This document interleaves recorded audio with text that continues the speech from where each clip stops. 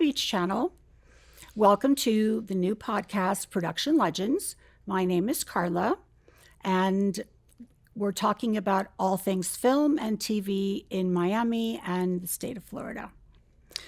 My first guest is Jennifer Horta Castellanos, affectionately known as the woman behind the camera. Only by you. Only by me, but that's all that matters anyway, Okay, right? sure. So Jennifer, from Marvel to Discovery to helping shape Miami's film scene, you've had such a thoughtful path. What got you into film, and how did you claim your place behind the camera? Yeah, I've been working crew and producing smaller projects for a long time now. I always wanted to make movies since I was in high school. I did production in high school. I was the president of our AV club at Southwest Senior High, soar like an eagle. And then I went to NYU. I really wanted to move to New York. I went to NYU. I studied film history and theory. I did not know you went to NYU. I did. Yeah. Go Violets. Yeah, but I did history and theory because I didn't want to direct or write. And it was NYU had just launched their producing track. So I minored in producing, majored in cinema studies, and minored in broadcast journalism because when I was in college, broadcast journalism was right on the cusp of becoming a whole other thing. And then I moved back because I always wanted to live close to family and in Miami and speak Spanish. So how long ago was the NYU thing? I was at NYU from 04 to 07. So it's been a while. It's been a while. Yeah, and then I got my first kind of jobs here. On Craigslist back when that was a thing. I got a job as the production secretary on Miami Inc., the reality show. And then my producer on that kept bringing me on to other things. So I did Confessions of a Shopaholic as the production coordinator, as production secretary, sorry. And then Finding Joy, which is a local film by Shona Tuckman. I know that film, and I know Shona, of course. Great. Yeah. So I was the APOC on that, and it's kind of come from there. And then right after that, someone recommended me for a locations job on Step Up 4. And then I've been doing locations primarily ever since. And then a few years ago, I got a chance to produce a couple shows for Food Network Digital or some of their digital platforms, one called Carnivorous and one called Better with Age about old family recipes. And that's kind of been the trajectory.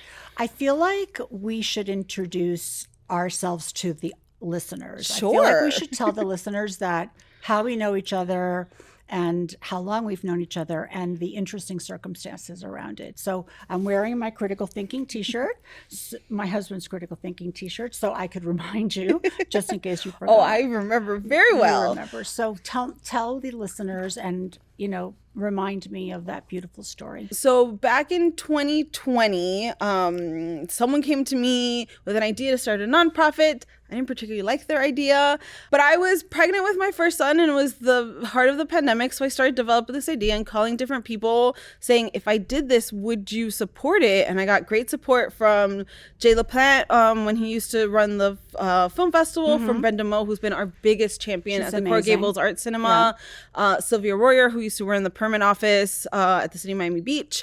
And slowly but surely, we started putting all these people together.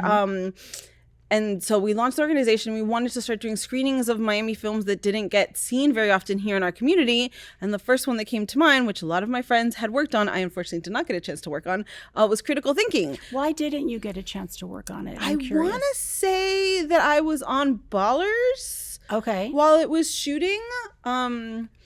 Okay. Or I was on something, because I know someone talked to me about it at some point, but it just didn't work out. Okay. Part 2, you will. Yay.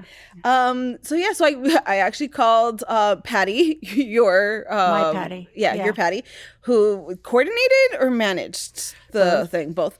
Who's a great local crew member, and she gave me your contact information. And I go, Carla, I don't think Critical Thinking ever screened in theaters here. Didn't.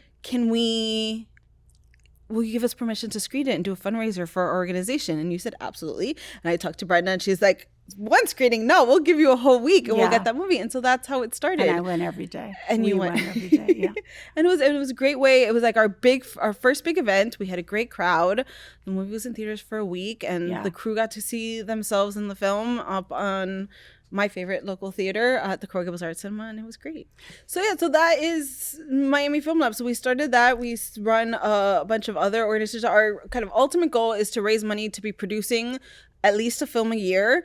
We're just finishing our first short film, which hopefully will hit the festival circuit next year. It's called Miami Magic, and it's about a 30-something who moves back to Miami kind of with her tail between her legs because she hasn't made her dreams come true, and starts working for the family business, which is a kids party company. And her first kind of gig is to perform for all her high school classmates' kids' birthday party. And hilarity ensues as she, full of shame, tries to live her comedic dream. So it's a great comedy. Ruben Rasa stars in it. Nali Betrel stars in it and wrote it, and it's loosely based on her life. Vicky Collado produced it. Vanessa Garcia helped produce it, helped co-wrote it. And it's going to be a really fun film. We're really excited about it. And then we do a mentorship series where you can talk to industry professionals about things, which you were a mentor.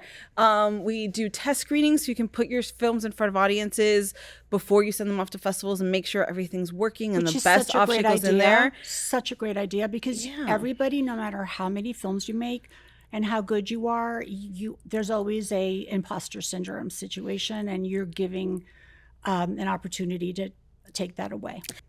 So I wanted to ask you a question. Why cinema? Why did you go into cinema? And also, second part of that question is, do you think, now that you've been working in the industry for so long, do you think it was worth going to NYU, or could you have gotten as far as you have and as far as you will be going, because I see it in you, without going to NYU and just working on it and learning by trial by fire? Well, let's start with why film. I don't know. It's just a thing that I always wanted. I like to say my NYU application for the film department was, I learned English off of movies. I learned culture off of movies. I was born a couple months after my parents got here from Cuba. None of us spoke Spanish. We all learned English watching Sesame Street and Disney movies. And so this love of stories I've had since I was a little kid. I love it. And I started Miami Film Lab so I can have a family and have more control of my schedule, and still make this happen. Yeah. Though it's hard. But you are. We're slowly but surely. Yeah. We're growing steadily. It's been 4 years now. We officially launched in 2021. I just want to say, for transparency purposes, I am on your board. You're on our board. Yeah. We recruited you after we did the critical thinking screening, and we're so happy to have you. But yeah, I think as far as film school goes, I think it depends on the person.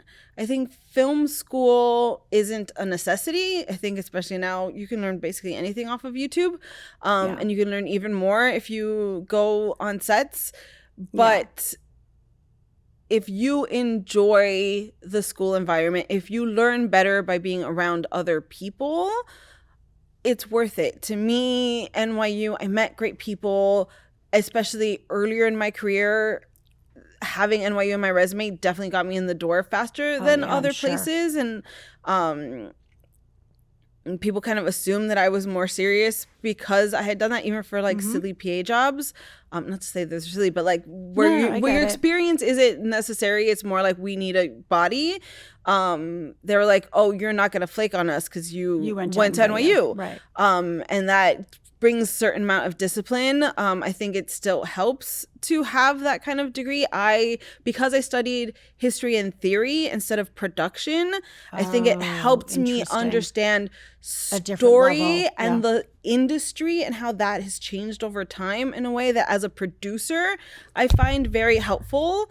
And I draw on those lessons a lot more. So I think I know a lot of people who did do the producing track, all of their creative partners are their coworker or their colleagues from going to college, and they're the people that they studied with.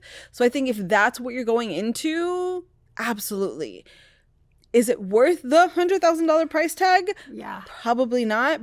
But what I loved about your nonprofit is what you said to me when you started it. It's like, you said, I want to give Miami people who have Miami stories, tell those stories and make a living wage and not have to leave. And that got me, because that is the simplest way to explain the problem.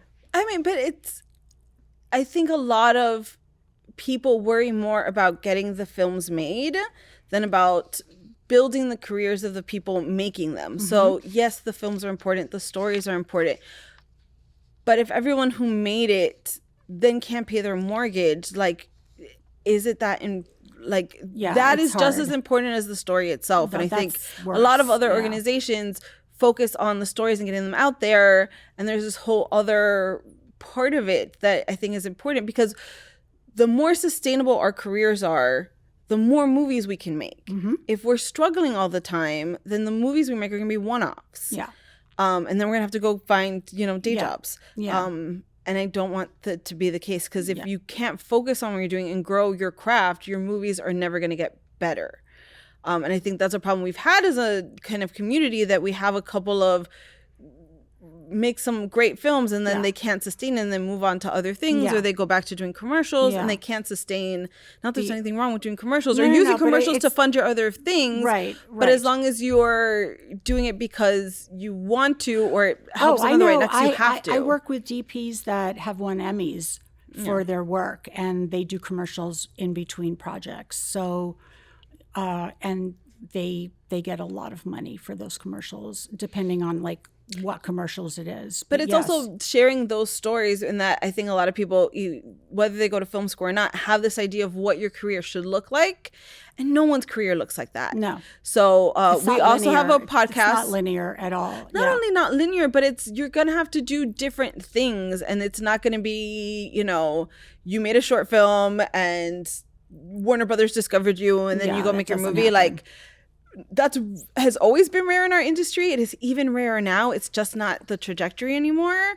So that's why we started our podcast, which is Crew Call 305, which isn't about the craft. It's about the career. How are you making a living? Some people went off and became Major League Baseball players and then used that money to fund their filmmaking career. Some of them started doing commercials. Some of them do children's hours at museums. These are all real stories you can hear on the podcast of that's how they're building their careers. And then they do the things that they're driving for. And then you've got the people like my daughter who went to NYU, Tish, and she was a director, and she was extremely successful during school. And the minute she graduated, she says, I will never, ever be in the entertainment business ever again. Good for her. And she, I had, this was during critical thinking, actually, and I had offered her to be John's assistant. I had offered her to be my assistant. I had offered her a real job. Nope. And she just said, it's just too, she just didn't like the heart of the business and what it does to people. And she didn't. And I think we have to be more realistic about that. I think if that kind of stuff turns you off, then you should be doing something else. And there's nothing wrong with that. No. It's not giving up. It's not saying, it's saying this isn't for, the reality of it isn't for me. And I think we spend too much time teaching kids the beautiful parts of storytelling and filmmaking and not enough about the reality. And then they're miserable. Yes. And they feel like failures if they move on to something else. So I'm a big fan of, I want to tell you all of the stuff that sucks about this. Yeah. If I can't deter you, then you're meant to do this and you're going to do great things. Right. If I can deter you, you'll be so much happier doing something else. But you know what? It's so much easier to do something else. There are skills. And I was going to ask you, there are skills that you could transfer to other, especially as a director, because you control a lot of people and you have them do what you want to do in obviously a nice way. So I feel like there are skills that you can transfer to any career. I think both directors and directors, producers, and any head of department, you learn to manage people. You learn how to collaborate and give and take. I think especially in this day and age, we've deferred to directors as the kind of key creative voice, and I personally think that's wrong. And I think the projects that I've Who do you think is the key creative voice then on a project? It's collaborative. I think it should be together. I think there's always one voice that kind of put the thing together. Sometimes it's the producer that finds the script. Sometimes it's the writer that is driving their project and bringing a director and a producer together. I think it depends on the project. But I think the best productions are the ones where the director's like, I have a vision, but I'm willing to understand your vision and incorporate that into what we're doing. Let the production designer run with what they do best. And I think especially in the indie world, directors have been like, it's my way, or like, you're here to serve me instead of serving the story. And I think we as filmmakers have to serve the story, and whose ever creative voice comes out on front for any of the myriad of decisions we do, great. The best idea should win, not because of who it comes from, but because it's the best idea, and we all kind of rally around that. So let's talk secrets. Okay. What is a cool story that has happened to you on set, whether it's an actor or chaos or a win? There's always chaos. I would say and you don't have to name names unless you want to. No, well, I say my favorite kind of go-to story about my kind of history in film, especially doing locations, and I think I can safely name this movie, but on Pain and Gain, it was maybe my second job doing locations, and we had to change the schedule for, I forget what reason, and we had less than 72 hours to get permission to partially shut down the Julia Tuttle to do some driving scenes. That's huge. And I had no idea how to do it. I'd never worked with FDOT. And now it's a little more complicated. I don't think we can pull this off anymore because things have changed. But yeah, in less than 72 hours, we called the film offices in both City of Miami and City of Miami Beach, because the bridge does both of them, and FDOT, and got all the police and all the permits and everything down to shoot on the Julia Tuttle. And you got it done on time. And we got it done. Yeah. I wouldn't expect anything less from you. So, okay. So you're known as at least to me, that when productions bump into chaos, for some reason, you have the ability to stay incredibly cool and look at things from a different perspective.